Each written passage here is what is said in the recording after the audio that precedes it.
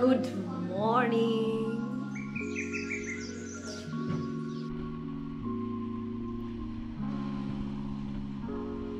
জুইজিৎ stories চ্যানেলে আপনাদেরকে স্বাগত। অরুণাচল পর্ব এবার শেষের পথে। বোমডিলা থেকে এবার আমাদের যাত্রাপথ কাজিরাঙা। বোমডিলা থেকে কাজিরাঙার দূরত্ব 190 কিলোমিটার। আমাদের সময় লেগেছিল প্রায় 8 ঘন্টার কাছাকাছি।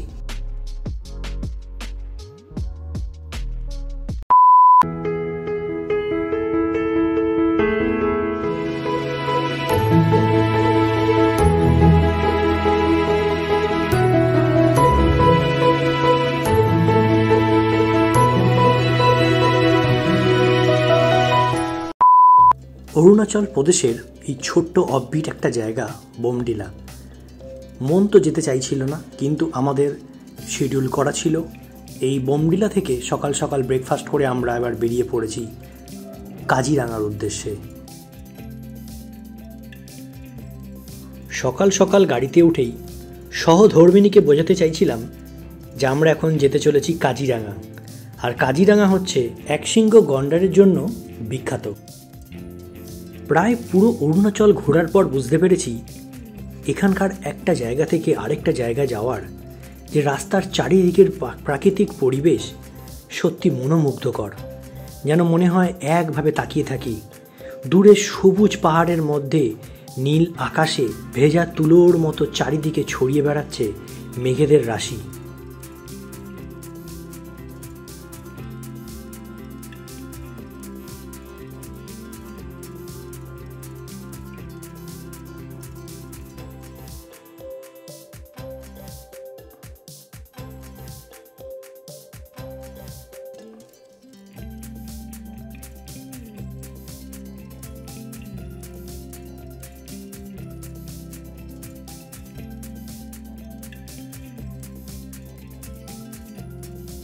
আসুন জেনে নিই কাজিরাঙা জাতীয় উদ্যানের সম্বন্ধে। এই কাজিরাঙা জাতীয় উদ্যান ভারতের আসাম রাজ্যের গোলাঘাট ও নওগাঁও জেলার মধ্যে অবস্থিত। এটি একটি ইউনেস্কো বিশ্ব ঐতিহ্যবাহী স্থান। এখানেই দেখা যায় একশৃঙ্গ গন্ডারের, এবং তার সাথে দেখা যায় হাতি, হরিণ, ময়ূর, নানা রকম পাখি, দেশি বুনো শুয়োর, বুনো মোষ, বারসিঙ্গা হরিণ, সোনালি বানর, প্যারা হরিণ, সবুজ টিয়া, কুড়া, এশীয় হাতি, লাল বনমোরগ ইত্যাদি দেখতে পাওয়া যায়। কাজিরাঙায় একটি সংরক্ষিত অঞ্চল আছে। এখানে বেঙ্গল টাইগারের ঘনত্ব বিশ্বের সবচেয়ে বেশি। 2006 সালে এটি বাঘ্র প্রকল্প ঘোষিত হয়েছে। এই জাতীয় উদ্যানে প্রচুর হাতি, বুনো মহিষ ও বারসিঙ্গার দেখতে পাওয়া যায়। এখানে বিভিন্ন প্রজাতির পাখি সংরক্ষণ করা হয় বলে বার্ড লাইফ ইন্টারন্যাশনাল একে গুরুত্বপূর্ণ পক্ষীক্ষেত্র বলে ঘোষণা করা হয়েছে। ভারতের অন্যান্য সংরক্ষিত বনাঞ্চলের তুলনায় বন্যপ্রাণী সংরক্ষণে কাজিরাঙার সাফল্য তুলনামূলকভাবে বেশি। পূর্ব হিমালয় বায়োডাইভার্সিটি হটস্পটের সীমান্তে অবস্থিত বলে এই উদ্যানে বহু বিচিত্র প্রজাতির সমাগম দেখা যায়। কাজিরাঙায় ছন জাতীয় ঘাস ও জলাভূমি প্রচুর দেখা যায়। এখানে নিরক্ষীয় আর্দ্র দীর্ঘপত্র অরণ্যটি বেশ গভীর। ব্রহ্মপুত্র নদ সহ 4টি নদী এই বনের মাঝখান দিয়ে গিয়েছে। বনের মধ্যে অসংখ্য বিল আছে। এই বনের উপর অনেক তথ্যচিত্র তৈরি হয়েছে। এখন আমি দেখাচ্ছি আমাদের গাড়িটা কোথা দিয়ে যাচ্ছে। সামনে টাটা সুমোটার অবস্থা দেখুন। এরপর যাচ্ছে এই ছোট্ট গাড়িটা, এবার যাচ্ছে আমাদের গাড়ি, এবং সেই ভয়াবহ দৃশ্য, আমাদের গাড়ির চাকা জলে পড়ল, যাচ্ছে যাচ্ছে।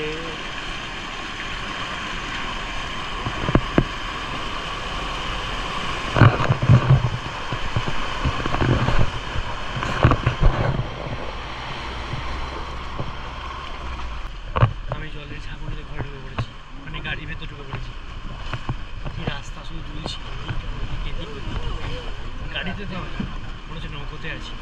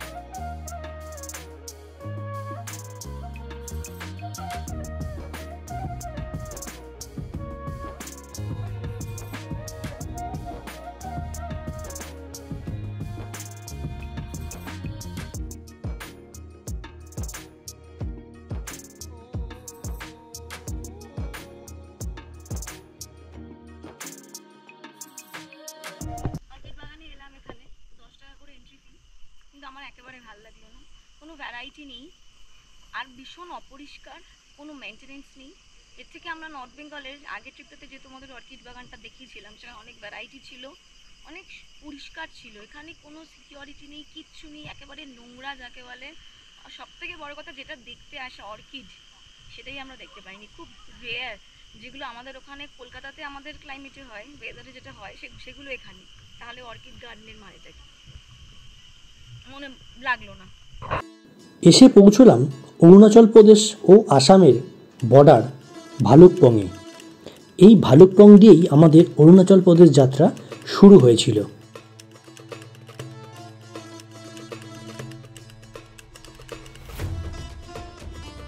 আর এই হলো অরুণাচল প্রদেশ ও আসামের বর্ডার। আমরা এখন অরুণাচল প্রদেশ থেকে বেরিয়ে গিয়ে ঢুকে পড়লাম আসামে। সংরক্ষিত এলাকা হিসাবে কাজিরাঙার ইতিহাসের সূচনা হয় 1904 সালে। ওই বছর ভারতের ভাইসরয় লর্ড কার্জনের স্ত্রী মেরি ভিক্টোরিয়া লেইটার কার্জন এই অঞ্চলে বেড়াতে আসেন।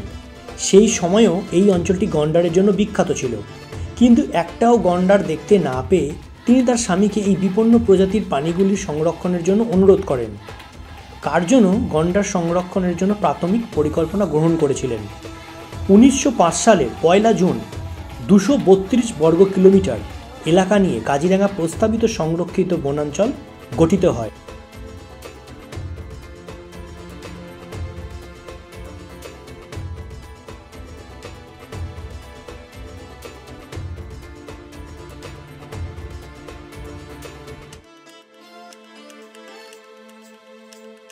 অবশেষে আমরা পৌঁছলাম কাজিরাঙার হোটেলে। এখানেই আজকে আমাদের রাত্রিবাস।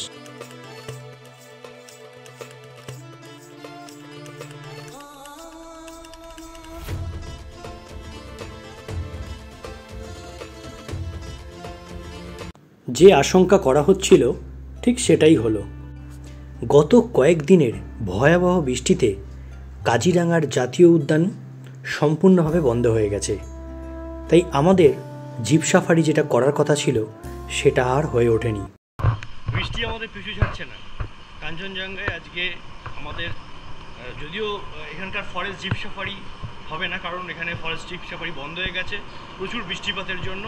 তাই আমরা একটা জিপ নিয়েছি, আপাতত লোকাল সাইট সিন, মানে লোকাল যেগুলো আছে সেগুলো দেখবো, যা যদি কোনো রকমভাবে জীবজন্তু খুঁজে পাই, ব্যাস এইটুকুনি।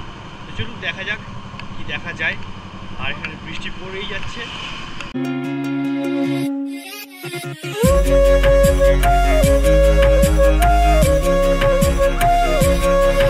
Good morning from Kaziranga. আমরা এখন বেরিয়ে গেছি জঙ্গল সাফারিতে। আজকে আমরা বাফার জোনটাতে ঢুকবো। চলো। বৃষ্টিপাত প্রচুর পরিমাণ হওয়ায় চারিদিকে শুধু সবুজ আর সবুজ। আর এই সবুজ ভেদ করে হাতি গন্ডার খুঁজে পাওয়াটা খুবই চাপের।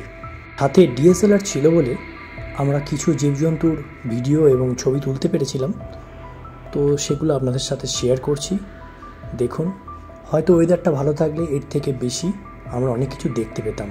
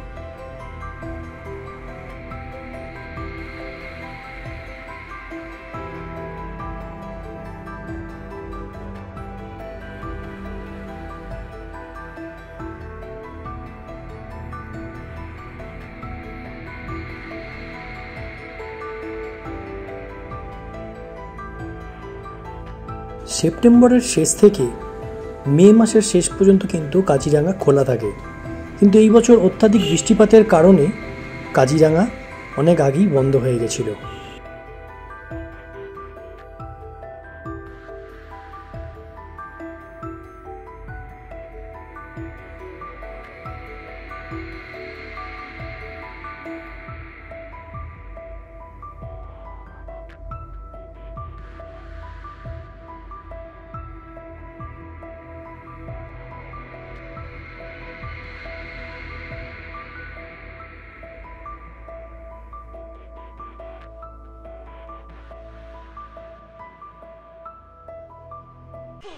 আমি কাজিরাঙা সাফারি করে এসে হোটেলের সামনে বৃষ্টিতে দুম পড়ে গেলাম পুরো।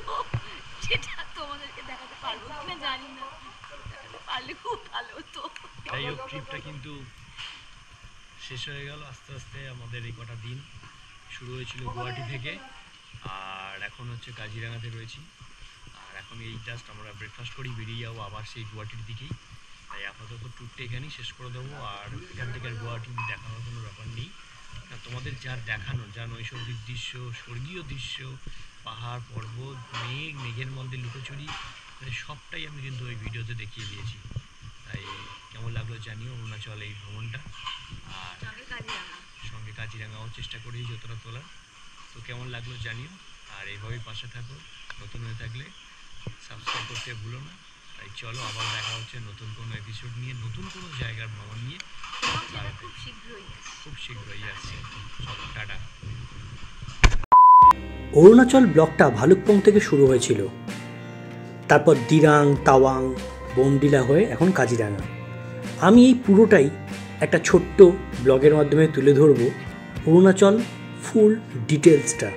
তাহলে সবার অরুণাচল সম্বন্ধে একটা বেসিক আইডিয়া হয়ে যাবে যারা আগামী দিনে অরুণাচল আসার জন্য পরিকল্পনা করছেন। আপাতত ভিডিওটা আজকের মতো এখানেই। কেমন হয়েছে জানিও, ভালো লাগলে অতি অবশ্যই সঙ্গে থেকো, পাশে থেকো, সাবস্ক্রাইব করতে ভুলো না। আবার দেখা হচ্ছে নতুন ব্লগ নিয়ে খুব তাড়াতাড়ি। টাটা।